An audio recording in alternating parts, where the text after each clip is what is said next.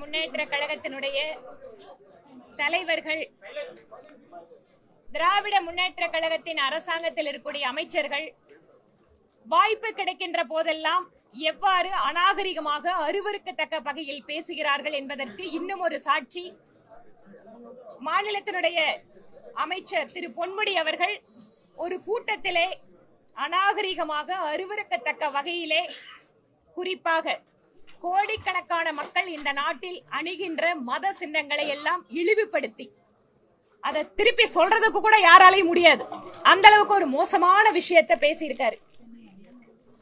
ஒரு சமூக நீதி பேசுகின்ற கட்சி, சமூக நீதியில திராவிட மாடல் ஆட்சி நடத்துறோம்னு சொல்லக்கூடிய ஒரு அரசாங்கம், அந்த மூத்த அமைச்சர், அவர் ஏதோ கட்சியில சாதாரண பொறுப்புல இருக்கக்கூடிய நபர் அல்ல, ஒரு முக்கிய அமைச்சர் இந்த அளவிற்கு அநாகரிகமாக பேசுகிறார் என்றால் அவருடைய கட்சி பொறுப்பினை மட்டும் பறித்து திராவிட முன்னேற்ற கழகம் ஏதோ நடவடிக்கை எடுத்தது போல இங்கு ஒரு தோற்றத்தை ஏற்படுத்த முயற்சி செய்கிறது.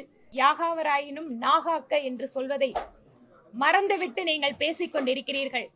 26 தேர்தல் என்பது உங்களுக்கு பாடம் சொல்கின்ற தேர்தலாக இருக்கும் எனும் பாரதிய ஜனதா கட்சி சார்பில் தெரிவித்துக் கொள்கிறேன்.